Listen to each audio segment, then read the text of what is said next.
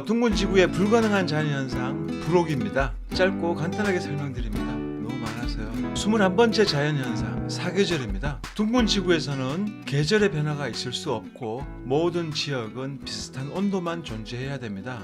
우주선도 지구로 진입할 때 직선으로 뚫고 못 들어온다고 합니다. 물론 직선으로 나갈 수도 없고요. 우주에서 지구로 잘못 진입하다가 대기권에 맞아서 박살날 수도 있다고 과학에서 말하고 있습니다. 그럼 태양의 열이 지구로 들어오면 밀폐된 공간에 감금을 당하게 됩니다. 지구가 이렇게 기울었던 저렇게 기울었던 온도의 변화가 있을 수 없는 거죠. 진짜 웃긴 거는 태양이 가까이에 있는데 우리나라는 12월 달이에요. 추워 얼어 죽습니다. 그런데 태양과 멀리 떨어져 있는데 우리나라는 또 한여름이에요. 태양빛을 비스듬히 받으면 춥고 똑바로 받으면 덥다. 거리는 상관이 없다. 과학의 말장난이 좀 심하죠. 장작불 앞에 있으면 따뜻하고 멀리 있으면 추운 겁니다. 장작불 앞에서 비스듬히 있다고 추운가요? 둥근 지구에서는 사계절 변화도 없고 12월 근일점에서는 지구 전체가 한여름이어야 되는 거고 6월 원일점에서는 한겨울이 되어야 되는 겁니다. 22번째 태양의 핫스팟입니다. 빛이 가까이에 있으면 무릎 표면에 핫스팟이 발생하게 됩니다. 멀리 있을 때 절대로 핫스팟은 생기지 않는 거죠. 그런데 하늘 안에 해와 달이 가까이에 떠 있기 때문에 달도 바로 아래 무릎 표면에 핫스팟을 잘 보여주고 있습니다. 그것도 태양이 있는 아침에 대보름달이 핫스팟을 물에 발생시키고 있는 겁니다. 눈으로 봐도 얼마나 가까운 거리에 있는 겁니까? 태양도 성층권에서 보면 물에 핫스팟을 발생시킵니다. 그래서 둥근 지구와 태양계는 허구가 됩니다. 23번째 남극 중심으로 회전하는 서클이 없습니다. 북극성을 중심으로 회전하는 서클은 완벽한 원을 그리는 것을 볼 수 있는데 반대로 남극의 별 회전 영상들을 보면 하나같이 왜곡된 어안 렌즈를 사용해서 사물을 둥글둥글하게 왜곡시킨 카메라 영상이 전부예요. 만약 남극 중심으로 회전하는 서클이 있다면 그 영상의 개수도 북극 서클처럼 셀 수 없이 많아야 되는데 남극 서클은 몇 개 되지도 않지만 하나같이 왜곡된 화면을 우리에게 보여주고 있습니다. 바닥의 나무가 하늘을 향하고 있죠. 왜곡된 거예요. 사진도 마찬가지입니다. 역시 사물을 보면 왜곡되어서 휘어있는 것을 볼 수 있습니다. 회전하는 어떤 서클 영상을 봐도 북극처럼 깔끔한 원을 만드는 것이 아니고 애매모호한 회전성을 보여줄 뿐입니다. 설명 길어지니까 다음에 구체적으로 단독 영상으로 만들어 올리도록 하겠습니다. 24번째 행성들의 팔자 운동인데요. 태양계 행성들이라고 지칭하는 것들이 태양을 중심으로 공전을 잘 하고 있다가 갑자기 역행 운동을 합니다. 거꾸로 가는 거죠. 과학에서는 지구와 가까워지면서 보이는 현상이라고 하는데 가까워지면 그 행성이나 지구나 모두 수평 공전을 하기 때문에 서로 조금 가까워지면은 조금 커지고 본래의 사이즈로 돌아갈 뿐이죠. 고도를 높이고 낮출 수는 없는 겁니다. 이런 황당한 별의 움직임을 보면서도 과학이 어거지로 끼워 맞춰 가지고 설명하는 것들을 여과 없이 그냥 믿어버리면은 바로 호구되는 거예요. 태양도 달도 별들도 팔자 운동을 합니다. 25번째 둥근 지구에서 남극, 북극은 극야가 존재할 수 없습니다. 지구 기울기 아무리 잘 기울여도 대기권과 하늘에 비치는 태양빛 때문에 칠흑 같은 어둠은 존재할 수가 없는 거예요. 이건 구조적으로 둥근 공에 대기권을 더 씌워 놓으면 도저히 불가능한 자연현상이 되는 거죠. 그래서 둥근 지구에서는 백야는 있어도 극야는 존재하면 안 되는 겁니다. 26번째 중력입니다. 중력은 존재를 증명할 수가 없어요. 모순뿐이죠. 세상은 밀도만 존재하고 있는데요. 밀도 법칙을 잘 보여주는 두 가지 실험이 있습니다. 피아노와 볼링공과 가벼운 창을 동시에 떨어뜨리면 만유 인력의 법칙에 의해서 질량이 큰 것은 먼저 떨어지고 왜? 세계 단계니까요. 질량이 작은 것은 늦게 떨어져야 되는 겁니다. 그런데 세 개 다 동시에 떨어집니다. 그리고 진공룸에서 공기의 저항이 없는 상태에서 볼링공과 깃털을 떨어뜨리면 역시 동시에 떨어집니다. 만유인력의 법칙이 굴하다라는 것이 증명되는데요. 여기서 참 웃긴 점이 있는데 분명히 만유인력의 법칙에 어긋나잖아요. 그러면은 법칙이 틀린 거죠. 그런데 과학에서 저런 실험을 미리 해가지고 대놓고 우리한테 보여줍니다.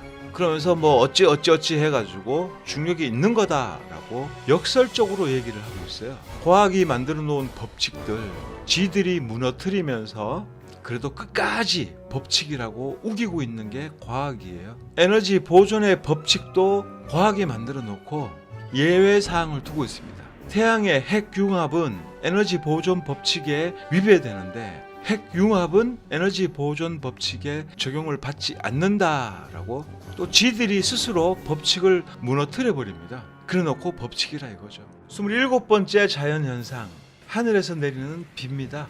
수증기가 증발해서 비가 온다고 하는데 중력이 있다면 하늘에 물이 어떻게 존재할 수 있습니까? 수증기 형태로 공기가 물을 머금고 있다면 그 공기는 무거운 겁니다. 가벼운 공기가 수증기를 머금고 위로 올라가도 한계가 있고요. 그 양은 미비합니다.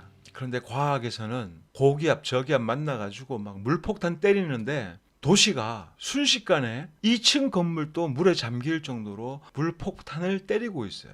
그런 많은 물이 수증기, 구름으로 있다가 찬 공기, 더운 공기 만나가지고 비가 되어 떨어진다는 건 소설에 불과한 겁니다. 고기압, 저기압이 만나면 서로 짬뽕 되어가지고 그냥 수분 흡수하고 끝나는 거예요.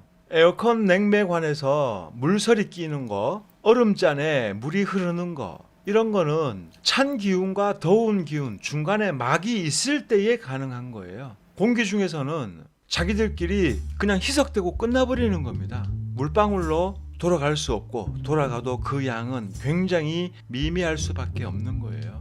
그런 논리로는 사막에 눈 오는 것도 어떻게 둥근 지구에서는 설명할 수가 없는 겁니다. 그리고 증발한 물은 말 그대로 증유수예요. 증유수는 식물에 영향을 줄 수가 없습니다.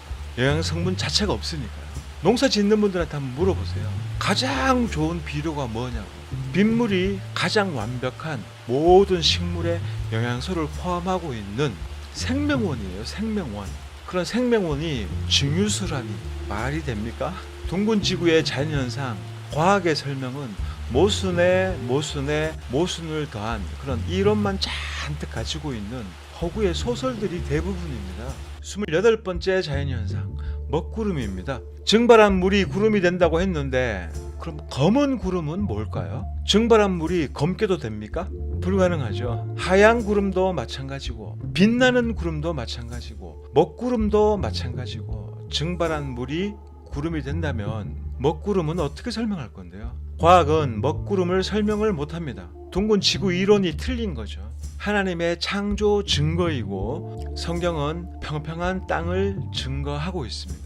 29번째 증거, 슈퍼문입니다. 우리나라 슈퍼문과 남반부 호주의 슈퍼문은 비슷해야 됩니다. 지구가 둥글다고 하니까요. 그런데 호주의 슈퍼문은 우리 슈퍼문과는 게임이 안 될 정도로 커요. 오죽하면 호주에는 슈퍼문 뜰 때 비행 상품까지 나왔을까요? 사진 좀 찍는다는 작가들은 모두 호주에 가서 달을 찍습니다. 별도 찍습니다. 둥근 지구에서 왜 달이 이렇게 심각하게 큰 지역이 있고 우리나라처럼 슈퍼문이나 보름달이나 그게 그거인 지역이 있을까요? 둥글다면 호주와 우리나라는 보는 달의 사이즈는 비슷해야 정상이 되는 겁니다. 평평지구 구조에서는 당연히 호주 슈퍼문이 클 수밖에 없는 거죠. 30번째 별자리입니다. 해가 지나간 자리에 달도 똑같이 지나가고 있고 또 그 자리에 그대로 황도 12궁이 지나가고 있습니다. 수천 년 변함없이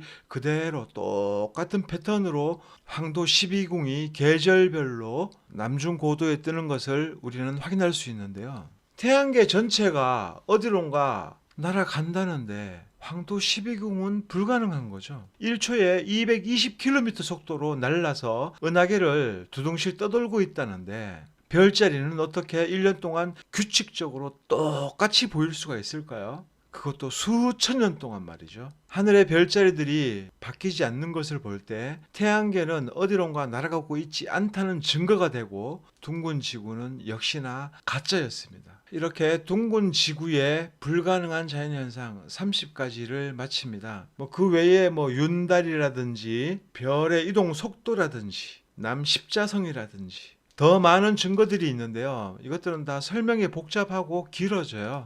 그래서 제가 빼버린 것들도 여러 개 있습니다. 여러분들이 보시는 모든 자연현상은 평평한 땅에서 본 것이고 둥근 공에서 본 것이 절대로 아니에요. 어려서부터 잘못된 교육을 받고 자랐기 때문에 여러분들이 쇠뇌되어 있는 것 뿐입니다. 과학의 목적은 오로지 하나예요.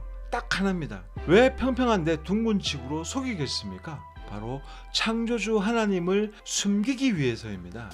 과학을 잘 살펴보면 처음부터 끝까지 철저하게 성경과 정반대로 말하고 있어요. 그래도 목사님들은 과학이 좋다 하시는 분들 많이 있습니다.